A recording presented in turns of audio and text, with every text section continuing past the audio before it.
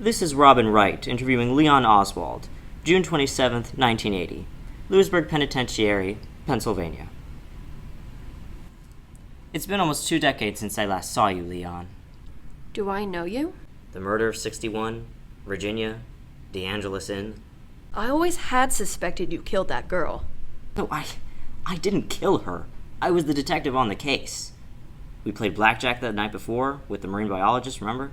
Yeah, I know you. Didn't even last a full game. You know, you used to be my number one suspect. And you were wrong. I still convicted the guy. And even if you didn't kill Angela, you still killed others, like, I don't know, the President of the United States. He had it coming. Right. Well, because of that, I had to publish my anthology with a missing chapter. That max security prison didn't allow visitors, so I didn't get to interview you. Now that you got transferred, I got a media pass. That must have been heartbreaking. It was definitely humiliating. Having met JFK's assassin and to not be able to include it. I could have been far more published if you just waited a few months. I'm sure that would have made her let you see the kids more often. Why are you here? I was wondering if you could give me your perspective on the 1961 case. I heard your son is trying to get a doctorate at Harvard.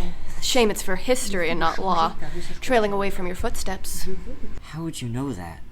I get mail. Of course, most of it's thrown out, but I know a guy who knows a guy who knows a guy who... Well, I know a lot of guys. Can you tell me about Angela? There's not much you don't already know. I got to the inn shortly before dinner was served, and I talked with James. We started playing blackjack. And I was there. Yeah, you joined. Left quick, though. James and I both lost $25 in that first hour. They used to be worth more back then. Around midnight, I waved at someone, but I was really drunk, and I don't remember it well. That was George Dunn, the accomplice? Right. Well, around 1 a.m., James and I went in for the night. Something must have happened to my foot, because I remember it hurting in the morning.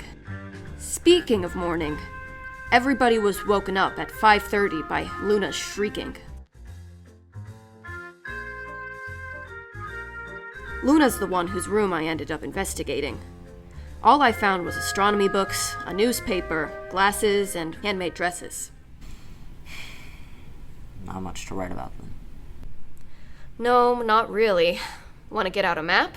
We can throw darts, decide where you should go next year. Maybe you'll get lucky. Catch the next case.